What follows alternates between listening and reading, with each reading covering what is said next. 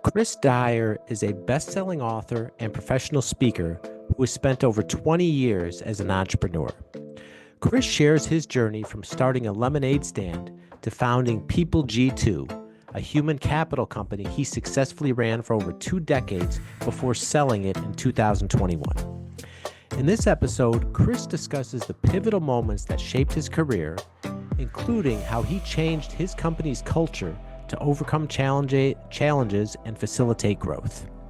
He introduces the 7 pillars of a great company culture and shares insights into why many organizations struggle with fostering a positive work environment.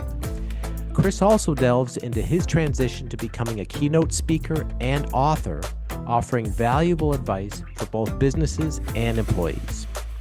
Tune in to learn from Chris's wealth of experience and discover how you can implement these lessons in your own entrepreneurial journey.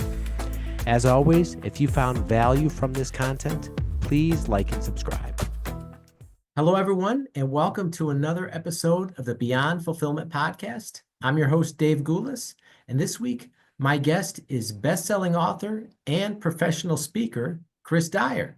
Welcome, Chris. Hey, thanks for having me, Dave. Yeah, we appreciate you being here. So Chris, we were just talking off camera, and you've been an entrepreneur for well over 20 years, and even longer if we count the lemonade stands. Could you just tell us about your backstory and how you got to where you are today? Yeah, I don't know why, but I've always had this entrepreneurial thing about me. I don't know if it's learning it from my grandfather and uncles and other examples, but we mentioned the lemonade stand. If I needed money, I would go and, find a way to get it.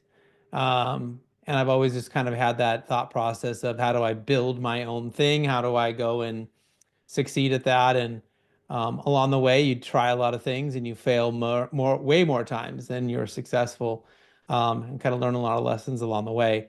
I was really fortunate to have a company for 20 plus years that I sold at the end of 2021.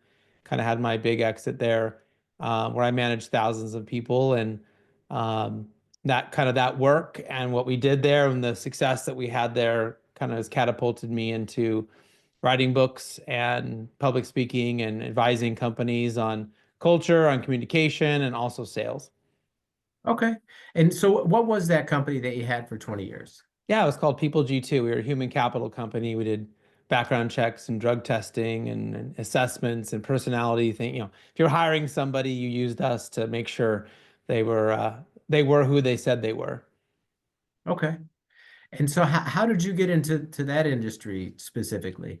I just total dumb luck. Like a vendor of another job I was in had a job opening and I went and worked for them. And then my boss there was a terrible, terrible human being. And so I learned the business and I went and started my own. Wow. Okay. All right. So you stumble into the human capital industry, and you have a bad experience with a terrible boss, and you decide to go start your own company. And you were like a young kid, early 20s at that point, right? Yeah, exactly. So, and I saw in your website video that you started this right after 9/11, and you said you were too young and too stupid to know not to start a company during a recession and right after a terrorist attack. Yeah. But to take us back to that time, as a young, ambitious, hungry kid that's always had this entrepreneurial drive, and you just, like you said, you weren't afraid to fail, you just went in and did it. What was it like starting that first company? It was the right time. I kind of, I was doing some work. I was coaching for many years while I was going to college. And when I kind of came out of college, I wasn't exactly sure what I wanted to do. And so, you got to pay the bills while you're trying to think about that. And along the way, I got a house and I got a car and I got suddenly very safe. I'm in this insulated kind of very safe thing where I was working at this hotel and helping open hotels, and that was exciting and fun. It was out in West Hollywood, but I was also driving, 2 to 4 hours a day in traffic. I got this other opportunity and it was closer to home. And when 9/11 happened, it was like someone had released me from a spell. It was like, hey, idiot, you're not supposed to be working for somebody else. Your whole life, you wanted your own business. You've always been entrepreneurial. But I got kind of, you know, I had a job, I was safe, I had a car payment, I had a mortgage payment. And so it's easy to kind of fall in that rut of I'll just work for somebody else. And that moment for me was this huge awakening of like, oh, life's too short. Why am I not doing what I've always wanted to do? And so by November 1st, I had a building, I had a company, and we got to work. Attention e-commerce sellers. Is fulfillment a headache for you? Whether you're fulfilling in-house and you know you need to outsource, or you're with another 3PL and you know you deserve better service, Easy DC 3PL can help. We offer personal service, fast response time, and we're flexible to meet your unique needs. Get in touch today and find out how we can help you. Okay. And so what at that time too, like so clearly the that experience really spurred you into action quickly if you got a lease and really got everything in motion basically right away. I mean, what was the biggest surprise about going off on your own? Maybe something that you didn't see coming. I think part of it was how many people were willing to help, that wanted to bring me business, help me, support me, do whatever they could. I mean, I was sort of you think about entrepreneurship sometimes as this lonely journey, and if you're sharing and you're kind of open and honest about what you're going through, it's amazing the people that show up to help you. So I had friends and family come and work in the business a lot, sometimes for free. They would come and just help me do stuff, and until we got going enough. People that would didn't need to give me their business and probably were taking a big risk by having me do it when we were just starting out and just trying to figure it out. And they were like, "Hey, you can have my business, and we'll help you out." So it was kind of amazing how many people were there to had my back. Okay. And so as you're figuring it out, as you're learning how to build and run a company in this new field, like what was the scaling process like? I mean, did things take off right away, or was it like a long journey to really grow the company? From 0 to 1 million was very quick. Um, I had some very specific good ideas early on about how to market the company that worked really, really well. And at some point, some of those ideas were no longer kosher, and the rules and the laws had changed a little bit about how we were sending people advertisements and things. And so kind of went up very quickly, and we plateaued for a while, and then we had to kind of refigure it out and hire traditional salespeople. And then again, we shot up, and then we plateaued for a while. And then eventually I ended up changing the culture. And when I changed the culture, that was our big, no longer did we ever have plateaus. It was always grow, grow, grow, grow. And we always had maybe you have COVID, you have a recession or something in there that might have some natural changes, but outside of outside forces, we then consistently grew. Okay. And so what led you to changing the culture? Well, it was, the big recession in 2008 hit, and I was looking around for ideas and wondering why my people weren't coming with great ideas, and they were all essentially kind of sitting there looking at me, waiting for me to come up with all the answers. And I was really frustrated by that. But I realized after a couple of days of reflection and looking in the mirror that I had sort of created the culture where I was the idea guy, where I was the one who would save the day. That I was the idea person and they were the doers. And that wasn't right. And so I had to kind of figure out how to change the culture so that everyone was invested, everyone felt free to give ideas and to push back even on me if I had an idea and it wasn't a good one, that they should be able to raise their hand and be like, I don't know about that, right? Or that we need to think about that. So it came out of necessity to save the company back, because we had heavily invested in mortgage companies, and they were our number one client because they were hiring so many people. And then all of a sudden, like every mortgage company went out of business. So we had to weather that storm of losing business, losing 40% of our receivables were uncollectible. And we had to figure out how to save the company by changing the culture. Okay. So when you have that epiphany, so to speak, of now that this needs to be done, what was the process of changing the culture like? Well, I didn't really know what I was supposed to change it to. And so part of that first process was, well, what is the blueprint. And I couldn't find a blueprint. I could find pieces. I found a lot of thought leadership around engagement or how to run a company, but the blueprint for culture, maybe it was out there, but I couldn't find it. I read hundreds of books. And so it was really figuring out what that blueprint was. And we did a lot of testing, experimenting, learning.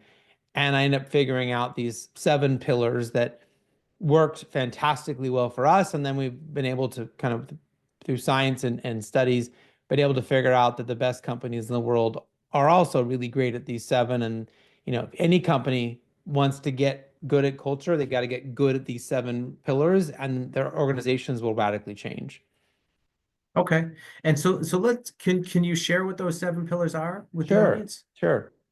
So transparency, positivity, measurement, uniqueness, listening, recognition, and mistakes. Ah, okay.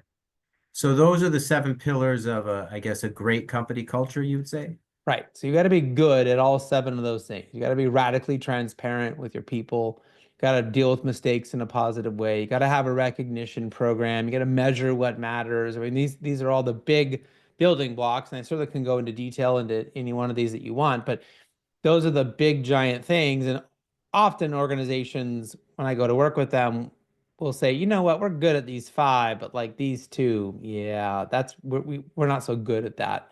And that's where we can make real meaningful change.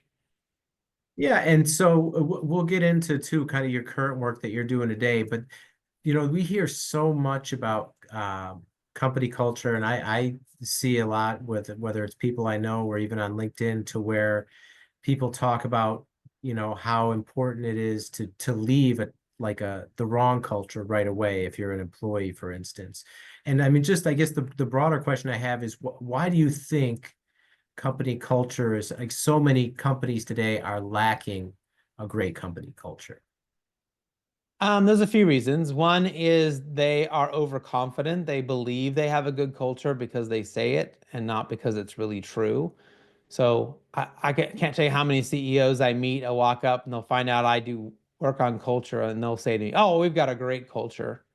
I've got an open," and like literally that's the number one red flag, because I've never met a CEO who has a great culture that actually says that to anybody, right? They know it takes work. They know what it means, and they almost would never dare say that, even though they probably do have a great one. Um, I don't know. It's like saying I got a lot of muscle. Like if you worked out or something, like someone who really works out, like they would never walk around going, I have a lot of muscle. You can see it, like it, right? So that's kind of like number one. Number two is they often don't understand the value between doing the work and creating that great culture and what it's really going to do for them. They get overly focused, and I get it. I was that way too for the first 7 years of my business. Overly focused on sales, on marketing, on customer service, on product development, on what we're offering, what we're doing, how are we, what are our competitors doing? You can get so wrapped up in that the culture stuff you kind of ignore. Maybe you throw a party every once in a while or whatever, but like you can kind of get distracted from that. And I often kind of use exercise or as health, personal health as a good example, right? We can go through our day-to-day stuff. We can get busy and like suddenly we look in the mirror and we're fat. And like you haven't been exercising, you haven't been eating right. And we know we're supposed to do that stuff, but we get busy with everything else. And so oftentimes that's the problem. And so if they can get more focused and more diligent, disciplined, I might say, even about creating a great culture for their organizations and spending more time on that than anything else. Always, 100% of the time, we see companies get higher profits, higher productivity, and higher performance. And I don't know any CEO or business owner or senior leader out there that doesn't want more of those 3 things. Okay. So let's dive into the work that you're doing then. So you had your big exit in 2021, right? And I mean, let's just touch on that for like what led to the exit? Was that your plan, or did it come about otherwise? I think sort of coming out of COVID, I had been started in a recession, been through another big recession. We made it through COVID. those are three pretty big events to go through and to carry all of that weight, all of that responsibility, uh, for the organization and all the people that worked for me. And so I think I was open to the idea, and it didn't hurt that because of all that PPP money, all that COVID money, like a lot of big institutional investors were looking to put larger amounts of money than they've ever had in a while somewhere to invest. And so people came looking for companies and they were willing to pay top dollar. And so we got the right price at the right time with the right buyer who was somebody who had experience in our industry, wasn't just somebody who didn't understand our business and was going to be bad to our employees or whatever. So it just all kind of like right place, right time. It worked out and felt like the right time to go. Okay. So that happens, you make the exit, and what happens next? Well, I mean, I did a year with the company to help the transition and really focused a lot on marketing and had a lot of fun with that part of it.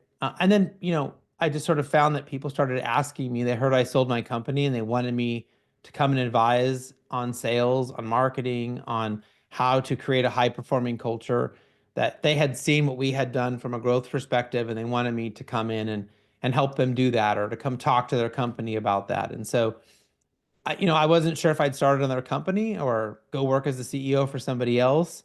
But the universe just sort of kept knocking on my door that people wanted me to come and share what I knew with their organizations to help them grow. Okay. And so you then transitioned, I know you do consulting and advising, but then you transitioned into being a professional speaker and then writing a book. So actually, I had written three books up that had come out prior to me selling the company. So actually, I'm sorry. The second edition came out just after I sold the company. So I had been kind of doing that and writing that in that process as well. Okay. All right. What led you to write the books? It was a complete accident. So I became a keynote speaker by accident because people had heard what we were doing and asked me to come and speak. And then I realized when I would go and speak to these groups that they then wanted to work with the company, wanted to buy our services. And so it was a really good way to share a good message and teach people something that would help them, but also potentially get new clients. And so that's how it started. And then I started a podcast I had for 10 years, interviewing top leaders from around the world and finding out why they were talented, what it is that they did that made them tick, what were their talent issues or talent successes that they were having, in hiring. And so as I was doing that and all the talks, a publisher just came and knocked on my door and said, "Hey, we want you to write a book." And I said, "Okay, guess I'm an author now." But it was all just kind of accidental. It wasn't like I said, "I'm going to go be a speaker now," or "I'm going to go be a writer now." It just, kind of the right opportunity showed up and I said yes. Okay. All right. And so with what you're doing now, right? Speaking is really your full-time gig. Yeah, that's certainly what I do the most. It's a large part speaking, smaller part consulting, and advising organizations as well. Okay. And I saw the intro video, right, where you said you're so passionate about company culture. Like, what's it like now? Because you spent so long with your own company, you refined the culture, you figured that out, you scaled tremendously, you had a big exit, right? And now you're going into other companies where they could be operating within a certain way of doing things for so long where and again, right, you're an outsider. It's not like you've been in the trenches for a while there. What's it like coming in there and working with these other companies now? Well, every organization has its different challenges. So, kind of find companies are bringing me in under one of two sort of scenarios. Either they have a really big pain, there's something going on that's causing them a problem, high attrition, they can't hire the right people, maybe they're not growing the way they want to grow. Like there's an issue. And so I'm coming in to help them solve an issue. And then in that regards, it can kind of talk their talk and help solve their problem by figuring out which of the things that I might help them do is going to be the most impactful.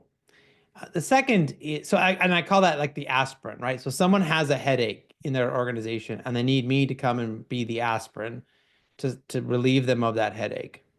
Then I have other organizations that come to me that they realize that things are going good and they're great, but like they want to sustain that. They want this to last and they want this to continue and they want to go to the next level to get even better. And so really what they're coming to me for is a vitamin, right? They want to maintain their health. It's like someone very healthy getting a personal trainer, which is very different than someone who's out of shape, right? And has extra weight and it's looking for a personal trainer. The end result is maybe the same, but the reason, right, and the approach based on who they are is going to be a little different. So sometimes they have a headache and sometimes they just want to stay healthy. And what do you prefer working with? Oh, it's a good question. I like both. Certainly when someone has an issue, it's probably more fulfilling when someone has a really big issue and we can solve that and really make work a lot better for everybody. I still love working with organizations that are really thinking about long-term health of that company and getting better, and that's rewarding as well. But there is something a little bit special about, you know, geez, our employee turnover is 40%, and we come in and implement a couple really easy things, and suddenly the retention, they're only losing 10% versus 40, right? In a quarter or something. So that's pretty rewarding that so many people in an organization are suddenly not unhappy that they not so unhappy that they want to leave because we've been able to make real change. And you mentioned COVID too, right? And what a big ordeal that was. So we had, thereafter we had the Great Resignation. And then there certainly seems to have been much more of a focus over the last several years on employee mental health and making that a priority. But I mean, how have you seen the labor market and I guess the company culture at a macro level change post-COVID? Post-COVID, it's been really interesting because not only have we had the pendulum swing, back and forth on remote work, um, certainly we have democratized flexible work for so many people. Even though there's been some retraction by some larger organizations, there's the most people ever outside of those COVID times who've actually have some flexibility on their work, right? That can work from home if they need to. That can, if their kid's sick, they can still do their job and not have to take a whole day off. I mean, there's some real value there. If like, you know, Wednesdays are terrible traffic days in your city, you could work from home or you could work half day in the morning and then go into the office or whatever. Having that flexibility is really interesting. And then you add on top of that this sort of radical changes around work with AI, and what's happening there that, for a lot of people, the future is now. The future is happening right now that their work is changing so much. So, sort of so many advancements, so many things happened because we actually had that time during COVID to slow down. There were so many things, so much minutia that we no longer had to do. And for some people, like being literally bored maybe at home, like they could deeply think about problems and think about how to change their business or think how to change their work.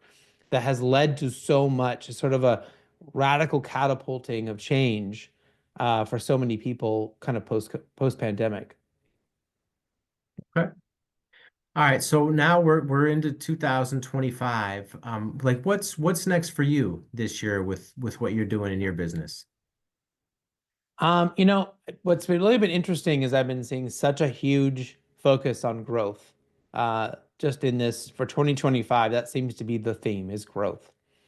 And so I've been doing a lot of work, not just around how do you help a company be high performing around culture, but also working with a lot more sales teams on how what they need to be thinking about and doing. That's so important with what I just talked about, with AI, with all the things that are happening, with all the distractions that their buyers have. How do they be how do they make sense of the world and keep things simple to help people make decisions and ultimately buy from them. So I've been doing a lot of that work, which has really been interesting. This may be the year I do a lot. Maybe I might end up doing more with sales, who knows, than I do with culture. But it's all kind of rooted in the same thing about how do we focus on what matters and deliver the right message to the people that we're working with, whether that's employees or customers or potential customers, and getting that right. Okay. And Chris, if people want to get in touch with you and learn more about the work that you do, what's the best way that people can reach out to you? First of all, if you'd like some resources, you can text 33777 and put my name, Chris, as the message, and that will immediately send you back a PDF deck, download the link that you can download for some ideas on how to improve your meetings and how to survey your people better.